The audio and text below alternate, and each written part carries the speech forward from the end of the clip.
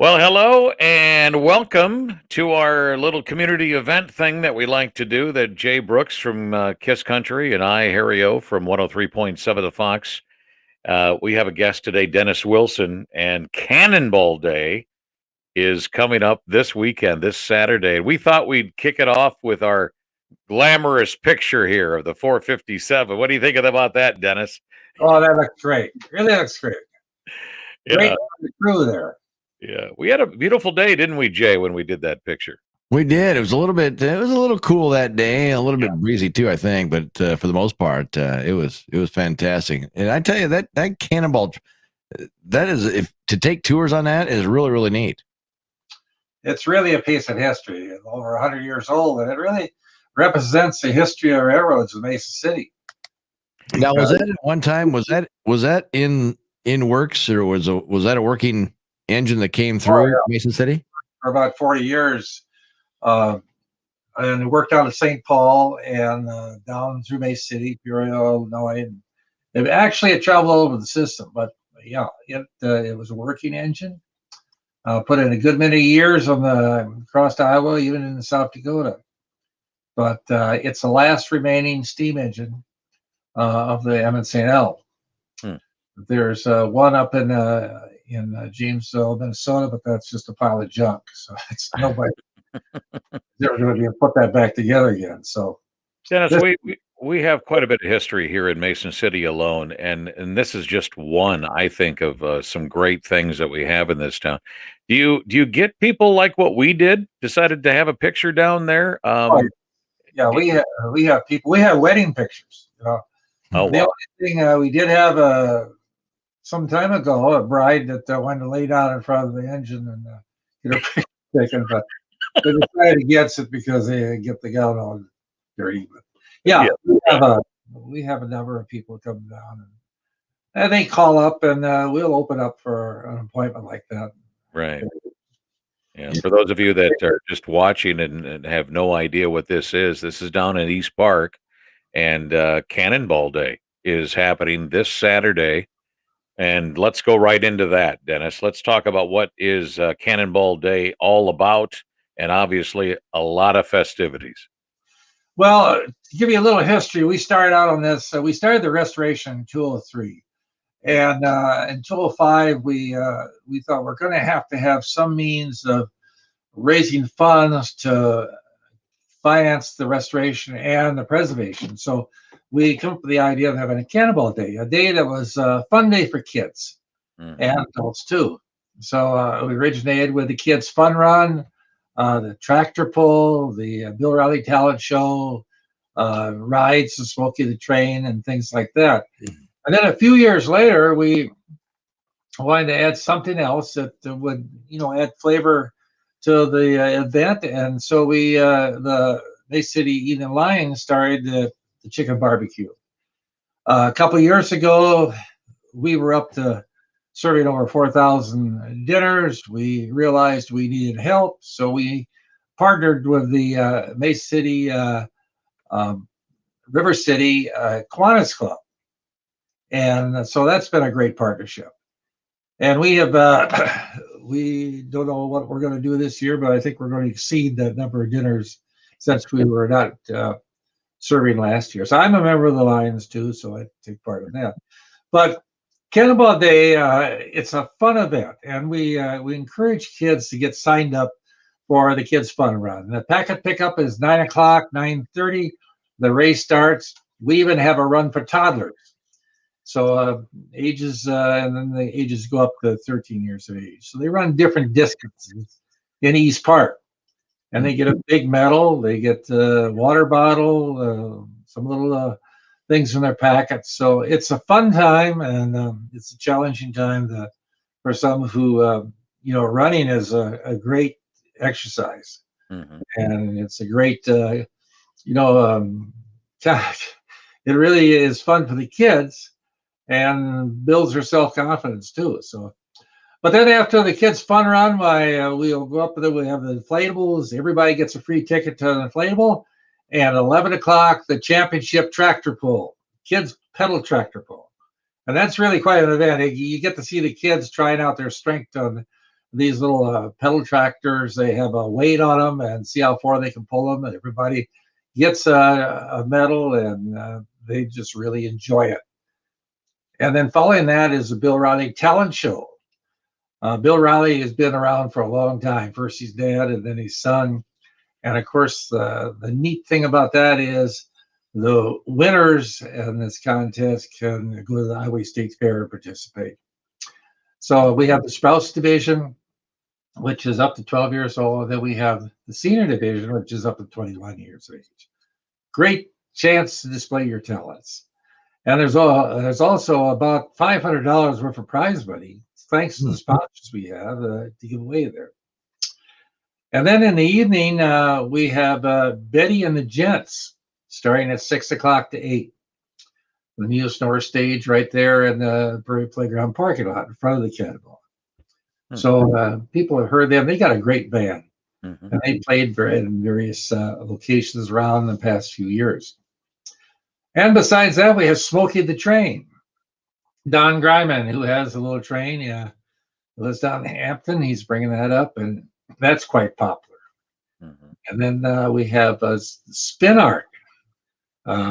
Last few years, not of course not last year, but before, we've had the balloons, and the lady does a very good job of them. But now this year she's doing Spin Art, which I don't fully understand, but I understand it.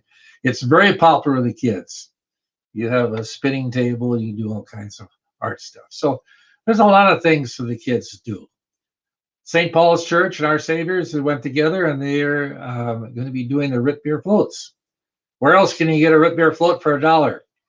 Yeah, and they've been doing that for about the last 5-6 years, thanks to Pepsi Beverage Company, and some others who donate to help make that go. So we try to. That's kind of unusual. There's nothing really made on it, but it's a nice gesture for $1 to get a root beer float. So those are just, I know, the Vintage Car Club is going to be there too. Okay. And I have some really neat older cars. And, so it's something to come out and see. It's a full day, isn't it? It is going to be a full day, and it looks like for the weather forecast, it's going to be a good day. So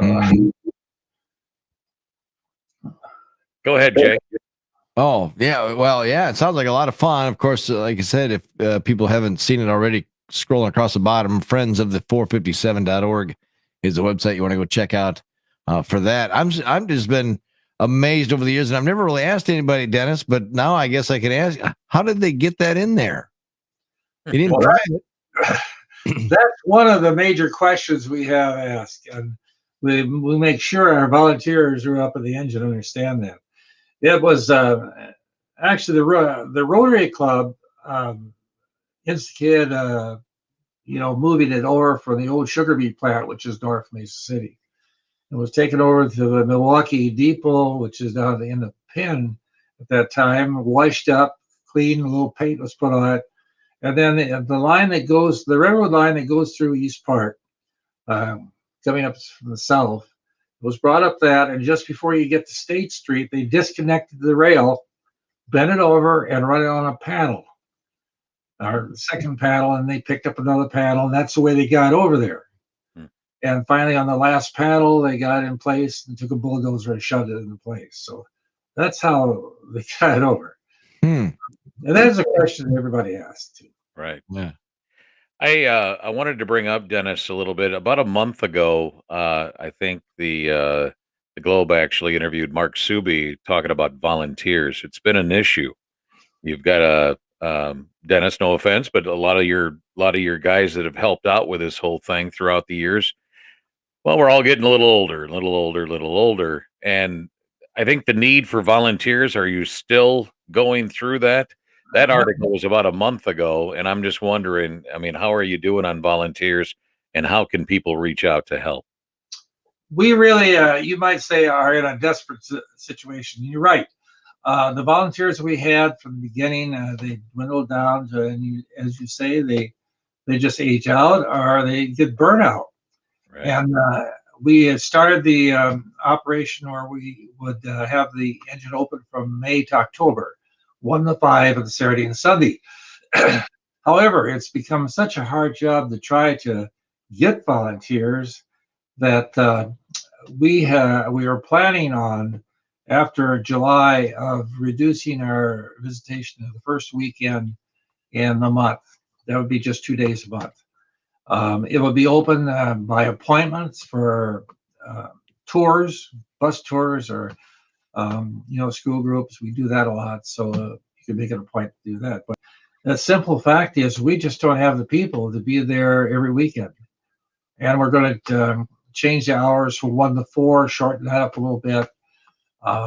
And we hate to do this, but we still want to keep it open because it's such a wonderful asset to Lake City and an educational tool. So right now we're planning starting August. It'll be open just the first weekend for Saturday and Sunday. And if you're interested in volunteering, I just had a person this morning I was talking to and said, well, I didn't know about that. I'd like to help out. And so he's going to come down Saturday and see what we're all about. It don't take a lot of people, but it takes dedicated people that really believe in this and want to, share it with others. I know Jay and I would like to help out eating chicken. So Right. There's going to be plenty of it. How do people get tickets, or do they just show up and get it right there, Dennis? Yeah, it starts at 11 o'clock. Yep. And goes to 6 o'clock in the evening. Okay. How do they get tickets, or do they just get them at the gate, or what? They You just can pick up. Yeah, we've been selling tickets. That's a big secret in this is pre-sales, so we get an idea how many chickens we need, and that's why we go out and pre-sell them. And then anybody listening to this that they can get a ticket there. We'll have the tent up there, and it's drive up, or you can come up, walk up, and get a meal. There'll be picnic tables around there. But yeah, you can get a ticket there. Okay. Sounds like a lot of fun. Cannonball Day. This is the 15th annual Cannonball Day, always held the last Saturday of June. Awesome. Friends of the 457.org will actually tell you more about it as it scrolls there at the bottom. Dennis, we can't thank you enough. We're only a few days away from this big event, and that's why we waited till now, actually, so people could start smelling the chicken. And well, I sure appreciate you having us on because it's a major event, and there's a lot of work put into this. It's one of those things that it's a great community event, and it's been supported. I can't say enough for the businesses in this community and other organizations that support this. So it's very lucky to have a very generous community that helps out.